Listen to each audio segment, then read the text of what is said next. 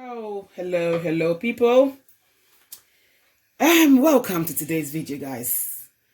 Your baby Sandra is here again, and I'm here to show you my recipe I call potato fingers. Okay, guys. So these are all old stuff I have in my house. Like I always tell you guys, in the kitchen of Sandra Can Cook, we love to look for things that are like leftovers. So here I have my old potato baked. So I did some baked potatoes a couple of days ago. I'll be using this. This is the main thing for what I'm about to do. I have half a tin of tuna. It's also leftover. Then I did my breadcrumbs. I like it a bit bent because of what I'm about to do, guys. 2 eggs, 3 tablespoons of self-raising flour, diced medium-sized onions. This is my black pepper, parsley, aromat. I have my garlic there and my ginger. So guys, let me show you how I do my Sandra Can Cook potato fingers. So to start, I'm going to go ahead and peel the potato skin off nicely. So these are potatoes I baked 2 days ago, guys, as I already mentioned. I'm going to get the skin off these potatoes, all of them, and then we go on with our potato finger. So I'm on my last potatoes, guys. Taking all the skin off. Every bit of this skin must come off to be able to do the potato fingers. Thank you, people, for taking your time to watch Sandra's videos. I'm grateful to those of you that send me beautiful comments, those that ask me questions. I am highly honored, guys. I'm so honored that you guys will take your time to actually watch my video. I'm so grateful, guys. I'm thankful, and God richly bless each one of you. I trust you're all doing well anyway. So yeah, today is potato fingers from the beautiful kitchen of Sandra Can Cook. Welcome to the SEC family, guys. So once they are peeled like this, I'm going to use my traditional wooden thing here.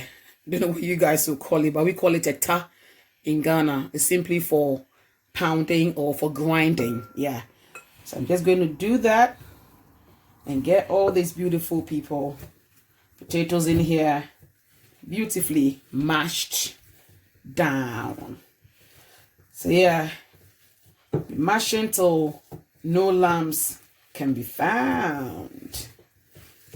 This is what we do. Yeah, you're simply pressing it down. There are days where you'd use it to pound. Okay, just go like that. But this one is just to gently press down to crush every lump in this potato. Or potato, or potato, or potato, anyhow, guys. Yeah. So, guys, I've pounded it or mashed it, but there's still a few lumps in there.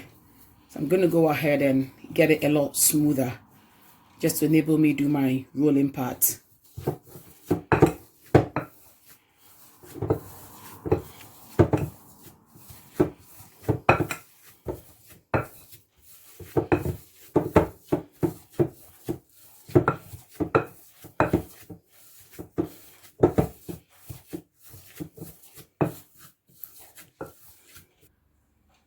So all done. Just going to clear the ends beautifully and go ahead and start adding the things. So from here, I'm going to go ahead and add my 2 eggs. Simply break it in.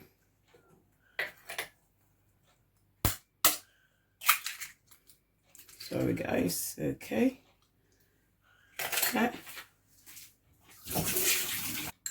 Add my tuna. So I've drained a bit of the olive oil around the tuna, guys, so it doesn't get too soggy. So my tuna. going to add a teaspoon of my ginger. Let me get the top properly taken off. So a teaspoon of my ginger, teaspoon of garlic, black pepper, parsley, and these are all teaspoons, guys. Forget about the ones that are just dropping on the sides. They are a bit naughty, okay? And then after, we add our onions for a nice flavor. And then we have the sprinkle of aromat, okay, to the size of a teaspoon as well, guys. I like to sprinkle this because of the way the container is made, okay. It's quite difficult to pour out, so I like to sprinkle and using my measurement, my judgment of whether it's a teaspoon or tablespoon, but that's how I like it. And finally, I go ahead and add my 3 tablespoons of self-raising flour. So with your neatly washed hands or palm, you go in there and mash it together beautifully. Get them all beautifully in there. Neatly get them in there. So guys, I'm going to go ahead and add another extra 3 tablespoons just because I don't find it firm enough for the way I want the potato fingers. Yeah, it was okay, but it wasn't firm enough. So I've gone ahead to add 3 extra or 3 more tablespoons of self-raising flour. All done. So this is where we're now going to get our breadcrumbs ready, the eggs to also help in the coating.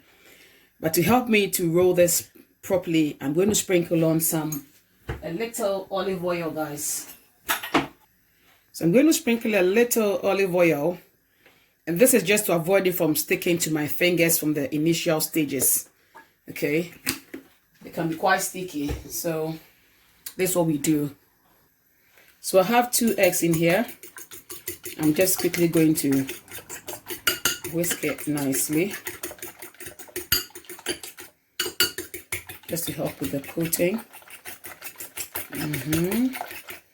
Yeah, this should be okay for the business. And then in here is the breadcrumbs. And I also have the plate to lay everything in. So you're going to go ahead and now mold it. So I get my fingers in here nicely. And then you want to go ahead and get this to a finger kind of length. That is why I call it potato fingers. Get it nicely. So you see what I talked about the oil. It helps from the sticking of the mixture onto your fingers or into your palm. So it's quite important that you drop just a few drops of olive oil or whatever oil you have, guys, that is edible. So whilst I'm doing this, my frying oil is on the cooker, on the fire to get hot. So I am okay with this. So here, you now go ahead and drop it into the eggs nicely. You want to be careful.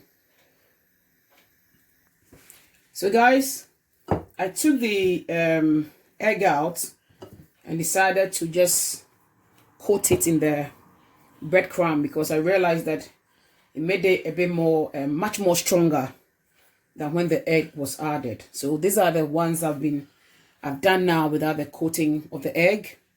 So the rest will now go into the breadcrumbs beautifully. So you just take it around in the breadcrumbs nicely. And as you're doing it, it's lengthening. So you can choose to allow it to stretch or just take it out like that. Then you put it there nicely, to get it stuck on properly. So I want to check, see if my oil is ready. So that's the bubbles coming out telling me it's hot. And my fingers are ready. These are quite chunky fingers, guys. Very chunky. That is how I like it.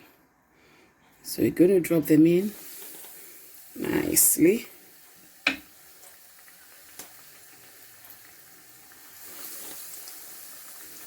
You know, you try and get it this way before you pick it, because it's quite soft. And gently drop it. Mind your finger when you're dropping it. Mind your finger, guys. You're going to turn it the minute it begins to get brown on the downside, and then we flip it over. So guys, another way of rolling is potato fingers.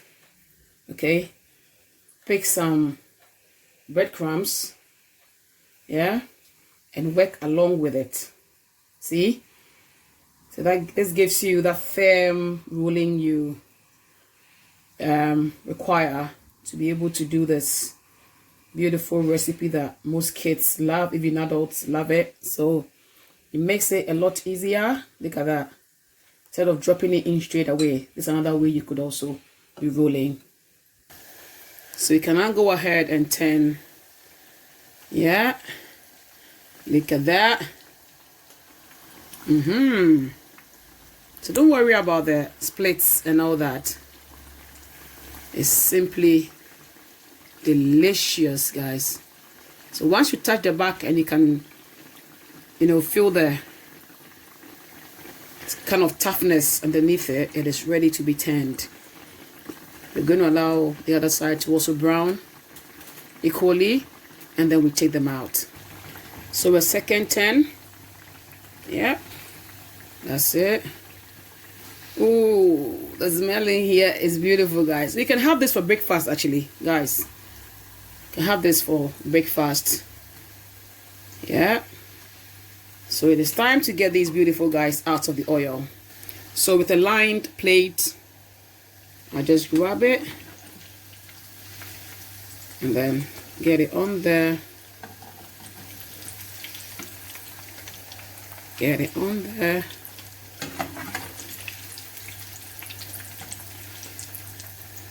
Get it on there.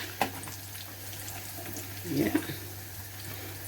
Now guys, I realized that when you roll with a little kind of flour next to it, it's a lot easier. So it's either with flour, I'll turn this one a bit. It's either with flour or with the breadcrumbs, even after sprinkling the olive oil on it. Get some flour in your palm or add the breadcrumbs. It makes the rolling a lot easier. Okay, so I'm now going to go ahead and get this out as well. And they're all here beautifully.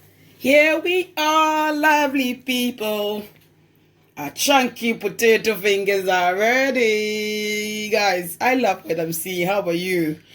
So yeah, served with some ketchup and some sweet chili sauce. It can be for lunch, breakfast. It's entirely your mood that determines what you do with this beautiful, beautiful recipe, guys. So it has been Sandra here, people. Glad you could take your time to watch my videos, comment on them, share, subscribe. Guys, it's never a dull moment with you guys. Thank you so much. Take care.